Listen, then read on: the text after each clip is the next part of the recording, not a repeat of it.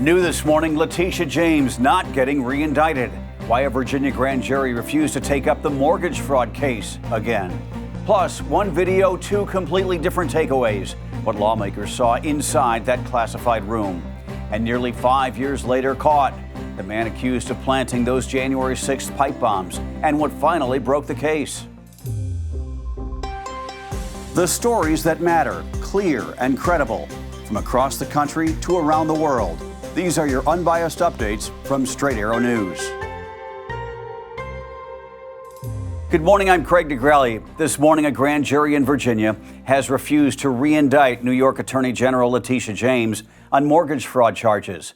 The decision comes just days after a federal judge threw out the original indictments against James and former FBI Director James Comey, ruling that prosecutor Lindsay Halligan was unlawfully serving as acting U.S. attorney. The White House has vowed to appeal that ruling. The Justice Department had hoped a new grand jury would bring fresh charges against James, a longtime political foe of President Donald Trump, but jurors declined to take up the case. James was first charged in October with bank fraud and making a false statement related to a 2020 mortgage on a property in Norfolk, Virginia. Prosecutors allege she misrepresented the home as a second residence to secure a better rate, then rented it out, saving about $19,000. James has denied the allegations. She responded saying, quote, "As I've said from the start, these charges are baseless. It's time for the weaponization of our justice system to stop. I'm grateful to the members of the grand jury and humbled by the support I've received across the nation. I will keep doing my job, standing up for New Yorkers." This morning, new pressure on the Pentagon and a new U.S. strike, raising even more questions. Admiral Mitch Bradley, the Navy officer who oversaw the operation, spent Thursday behind closed doors with key lawmakers. And just hours later, the U.S. military launched another strike. Southern Command confirms late Thursday that U.S. forces carried out a lethal strike on a suspected drug boat, this time in the Eastern Pacific. You see it right there, killing 4 men on board. A 21-second video posted online shows the moment missiles hit the vessel. The military says the boat was operated by a designated terrorist organization and was carrying illegal narcotics along a known drug trafficking route. That strike landed the same day Bradley and Joint Chiefs Chair General Dan Kane showed members the unedited video of the controversial September 2nd attack, including the follow-up strike that killed 2 survivors. Lawmakers came away with vastly different interpretations and opinions. Republicans say footage of the incident shows a lawful operation. Democrats say it raises new, grave questions about whether the U.S. killed men who were no longer a threat. Bradley also told lawmakers there was no order from Defense Secretary Pete Hegseth to kill them all, directly rejecting public reporting about the operation. Here's Republican Senator Tom Cotton. I want to thank Admiral Bradley and General Kane for coming to brief about the strikes on September 2nd, which were righteous strikes. These are narco-terrorists who are trafficking drugs that are destined for the United States to kill thousands of Arkansans and millions of Americans. But top Democrats who saw the same video describe it as deeply troubling and said it needs to be released to the public. But what I saw in that room was one of the most troubling things I've seen in my time in public service. You have 2 individuals in clear distress, without any means of locomotion, with a destroyed vessel, were killed by the United States. The September 2nd strike was the first in what's now a months-long military campaign against what the White House calls narco-terrorists. 22 strikes, more than 87 people killed, including 4 in Thursday's operation. And this morning, Congress is demanding answers. What were the rules of engagement? Who gave the orders? And were the survivors ever a legitimate target? Several Democrats are calling for Hegseth to testify, for the full video to be released, and for the Pentagon to provide the legal rationale behind the mission, requests the administration has so far denied. This morning, a major break in one of the most enduring mysteries of January 6th.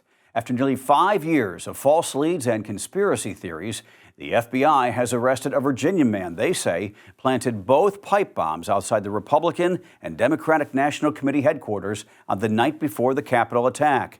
And later today, he'll be in federal court. Agents took 30-year-old Brian Cole Jr. into custody Thursday at his home in Woodbridge, Virginia. A swarm of federal and local agents moved in, searching the house, the backyard, and a car in the driveway, executing warrants in a case that has haunted investigators for years.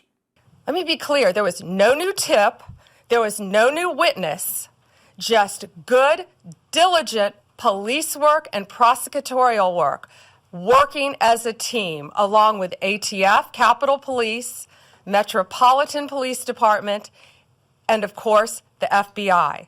The arrest came as the FBI released new details, including previously unseen video from January 5th, right here, showing an individual placing a bomb near a bench outside the DNC. Court papers say Cole bought galvanized pipes, kitchen timers, and electrical wire, and his cell phone pinged towers near both party headquarters the night the devices were planted. When you attack American citizens, when you attack our institutions of legislation, when you attack our nation's capital, you attack the very being of our way of life. And this FBI and this Department of Justice stand here to tell you that we will always refute it and combat it. We will provide the safest country the nation has ever seen under President Trump's leadership here. The bombs never detonated, but the FBI says they were viable and lethal. Their discovery diverted police resources just minutes before the Capitol mob breached security. For years, the lack of an arrest fueled claims of a cover-up, even from some Trump appointees who now oversee the Bureau. Cole is charged with transporting explosive material and attempted destruction by explosives. He will make his first court appearance later today as agents continue searching for his motive and whether anyone else helped him. The National Guard will stay on the streets of Washington, D.C., at least for now. A federal appeals court on Thursday put a temporary hold on a lower court order that would have forced the Guard to pull out. The D.C. Court of Appeals froze Judge Gia Cobb's ruling, a decision that, if left in place, would have required Guard members to leave the Capitol soon. The appeals court says it needs more time to decide whether that freeze should remain in effect indefinitely.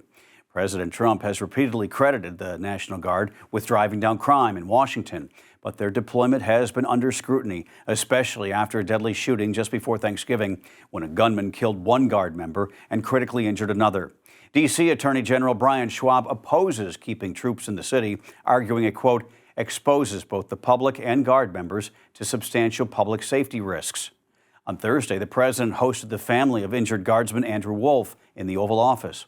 He posted a photo on Truth Social calling them fantastic American patriots and saying Wolf is continuing to heal.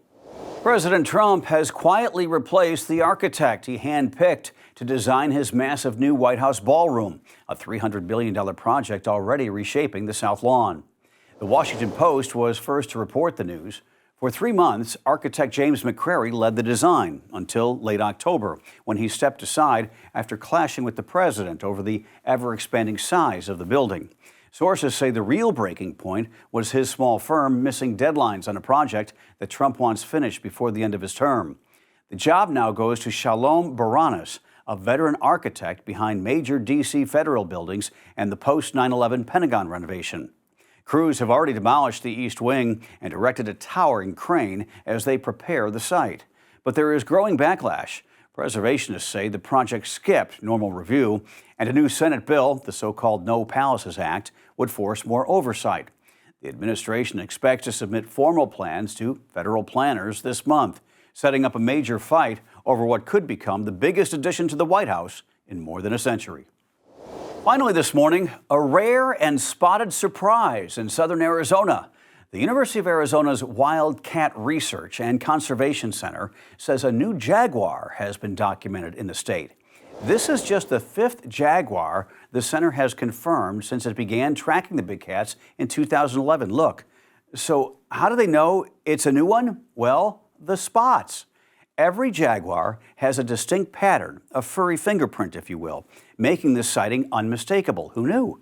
Researchers are now trying to determine the jaguar's gender and habits, including what it likes to eat. The discovery is significant. Jaguars are endangered, and about 99% live in Central and South America. Scientists say this cat likely crossed into Arizona from Mexico, a promising sign that the species may be reestablishing in the United States. Wow, what a sight. Imagine being a hunter in a deer stand and you see not a deer, but a jaguar come into frame. I think I would take out my cell phone, quietly take a picture, and then put it back and just sit still. Quiet as a church mouse. See what I did there? All right, before we head out, here's what we're tracking today.